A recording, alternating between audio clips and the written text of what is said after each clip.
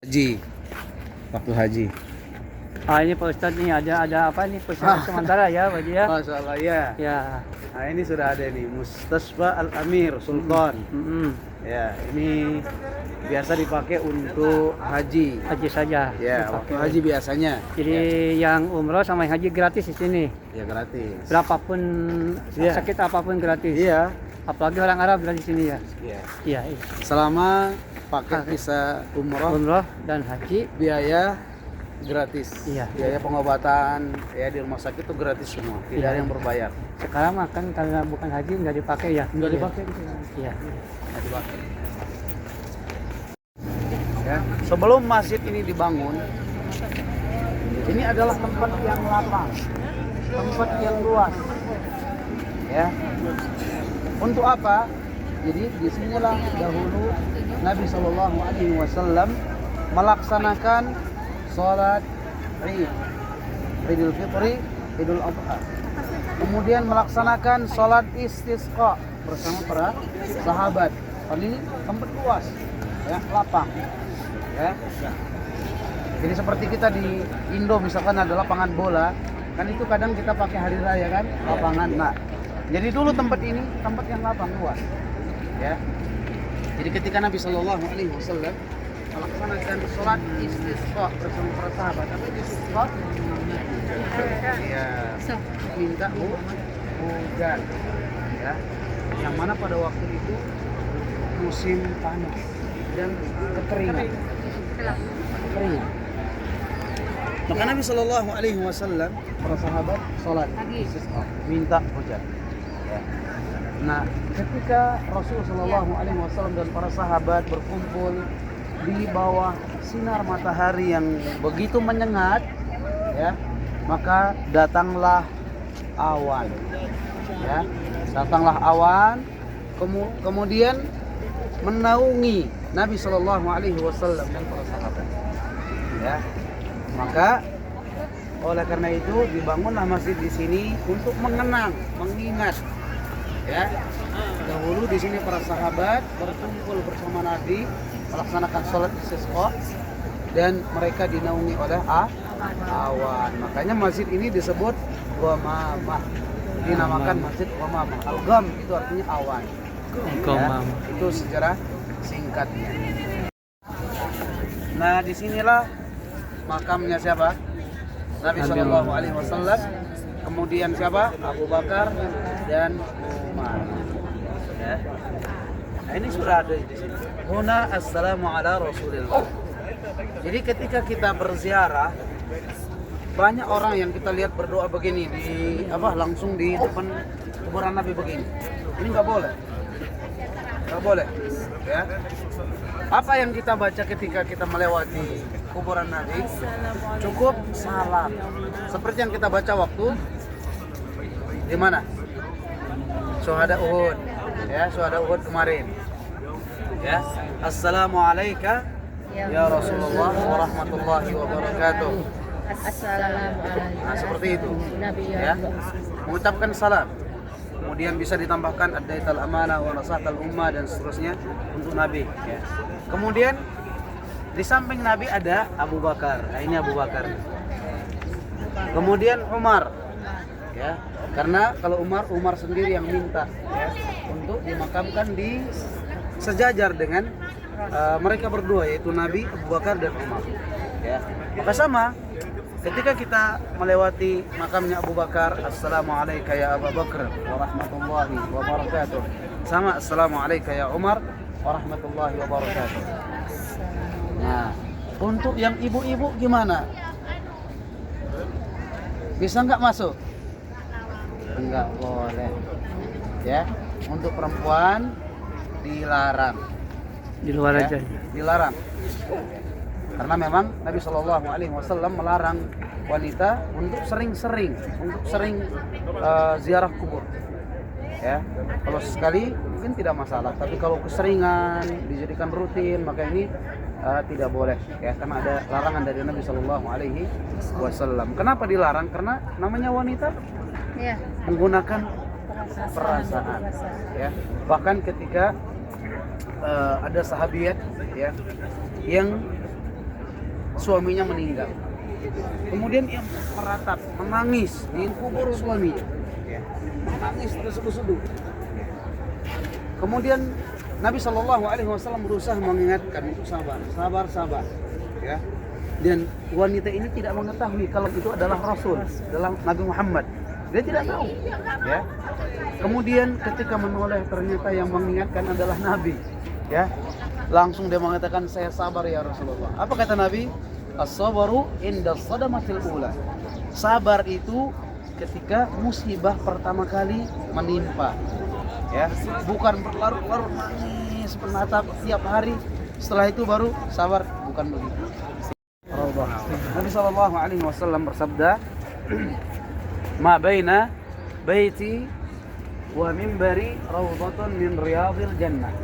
Ya, antara rumahku, ini pagar rumah Nabi ini. Ya, ini pagar rumah Nabi. Dan antara rumahku dan mimbarku, ya, ini mimbar Nabi. Ya, adalah raudhah, taman dari taman surga. Ini tempat imam. Ya, Ibu tadi malam masuk di sini. Alhamdulillah. Ya. Nah, ini adalah raudhah. Ya. Dan raudhah sendiri perlu diketahui, raudhah itu bukan ini saja. Ya. Di antara raudhah apa? Majelis ilmu. Itu raudhah. Taman surga juga. Ya, bahkan para malaikat itu setiap hari keliling di muka bumi untuk apa? Mencari raudhah, riyadil jannah. Apa itu? Hilaqul dzikr. Itu majelis ilmu. Itu juga raudhah. Ya. Jangan sampai raudhah cuma ini saja, bukan. Ya. Kenapa?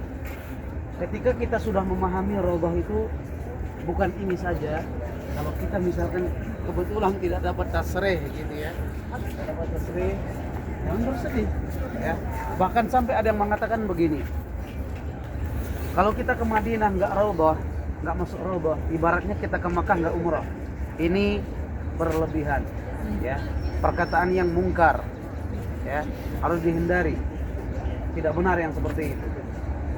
Sehingga mengatakan kalau ke Madinah nggak raudhah, kayak nggak umrah. Kita ke Makkah tapi nggak umrah, ini salah. Ya. Jadi ibadah yang kita lakukan di sini sama, sholat, baca Quran, ya, berdoa. Nah, jadi raudhah yang ini ya, antara rumah Nabi dengan bagaimana kalau kita sampai ke belakang masuk ke raudhah. Kalau misalkan nanti waktu Di kita masjid masuk, ini jelaskan dulu di luar. tiba-tiba kita dapat yang paling belakang misalnya. Udah sholat, paling belakang sholatnya. Selesai sholat disuruh sama askar keluar. Ya, untuk yang laki-laki sasaranin. Kalau kebetulan dapat belakang misalkan disuruh keluar, udah nggak apa-apa, berdiri, bangun, cari tempat yang kosong di depan, maju lagi. Ya usahakan agak ke depan sedikit. Kalau udah di depan, maksudnya udah dapat di depan ya, udah dapat sholat, dapat zikir. Kalau disuruh keluar ya udah nggak apa-apa keluar. Ya, jadi seperti itu. Kalau misalkan mau lama misalnya ya, jadi sholat boleh, ya, baca Al-Quran. Cuman kalau ditahu nggak sholat, kita duduk misalkan zikir, itu disuruh keluar biasanya. Ya, biasa kayak gitu. Nah, siapa bapaknya Aisyah? Abu Bakar. Ya. Nabi SAW mencintai Aisyah dan mencintai bapaknya Aisyah, yaitu Abu Bakar radhiyallahu anhu. Maka ketika Nabi SAW wafat, kaum muslimin berselisih. Ya, kaum muslimin berselisih. Siapa yang berhak menjadi pemimpin? Dari kalangan Al-Ansar, kalangan Muhajirin. Ya. Dari kalangan Al-Ansar mereka sudah berkumpul di sini. Ya, di Saqifah Bani Sa'idah mereka sudah berkumpul. Ya, berkumpul dan sudah menentukan pemimpin dari kalangan mereka. Ya, mereka sudah kumpul di sini dan menyiapkan pemimpin, yaitu Sa'ad bin Ubadah. Ya, Sa'ad bin Ubadah. Kemudian terdengarlah kabar ini, kabar berkumpulnya kaum Ansar, ya, dan mengangkat seorang pemimpin dari kalangan mereka terdengar oleh kaum Muhajirin. Kaum Muhajirin itu orang-orang yang dari Mekah berhijrah ke Madinah, seperti Abu Bakar, Umar, Ali dan yang lainnya, ya. Maka yang Al-Ansar datang, ya. Kemudian berkumpul, ya, di Saqifah Bani Sa'idah. Karena kedua ini Al-Ansar kemudian Muhajirin ini memiliki keutamaan masing-masing, kebaikan masing-masing, ya, yang diberikan kepada Nabi Shallallahu Alaihi Wasallam. Maka masing-masing mereka tidak memungkiri, ya, bahkan mengakui keistimewaan masing-masing. Namun kita ketahui yang paling berhak menjadi khalifah, menjadi pemimpin setelah meninggalnya Nabi adalah siapa? Abu Quraisy, suku Quraisy, ya, Quraisy. Maka ketika Abu Bakar radhiyallahu anhu melihat kaum muslimin berkumpul, ya, maka Abu Bakar mengatakan, kalau kalian menghendaki pemimpin, maka pilihlah salah satu dari yang dua ini, yaitu Abu Bakar memegang tangannya Umar, kemudian memegang tangannya Abu Ubaidah bin Jarrah. Kalau kalian menghendaki pemimpin, maka pilihlah salah satu yang dua ini, ya. Jadi para sahabat disuruh milih nih dari salah satu dari yang dua ini, ya. Kemudian apa kata Umar? Umar menolak, ya, dan mengatakan, aku tidak sudi, aku tidak rela memimpin sebuah negeri, memimpin kaum muslimin yang mana di situ ada Abu Bakar, ya. Dan Umar radhiyallahu anhu berusaha menerangkan, menjelaskan kepada seluruh sahabat tentang keutamaan Abu Bakar, ya. Bukankah kalian mengetahui bahwasanya dahulu ketika Nabi sakit, ya, tidak bisa mengimami, Nabi memerintahkan, meminta Abu Bakar untuk menjadi imam, ya. Maka siapa yang berani melangkahi Abu Bakar? Maka Umar yang dijuluki sebagai apa? Al-Faruq, ya, pembeda antara yang hak dengan yang batil. Maka dia langsung memegang tangannya Abu Bakar dan membaiatnya. Ya, inilah bentuk ketegasan Umar radhiyallahu anhu. Ya, kita ketahui ketika awal datangnya Islam, awal munculnya Islam, kaum muslimin menampakkan gak Islamnya? Ditampakkan gak Islamnya? Tidak, mereka sembunyi-sembunyi, gak ada yang berani, ya. Kenapa? Karena ketika ada yang ketahuan beriman kepada Muhammad, mereka akan disiksa, ya, mereka akan disiksa. Namun Umar radhiyallahu anhu ketika masuk ke dalam Islam bahkan berkata kepada Nabi sallallahu alaihi wasallam, ya Rasulullah, wahai Rasulullah, alasna alal haq, bukankah kita ini di atas kebenaran? Kenapa kita sembunyi? Tampakkan, ya. Maka ketika Umar masuk Islam, ya, yang mana seluruh kaum muslimin atau sahabat yang lain menyembunyikan keimanannya, keislamannya, namun Umar dia mendatangi rumahnya pembesar kafir Quraisy, mengetok pintu, ya, tok digedor.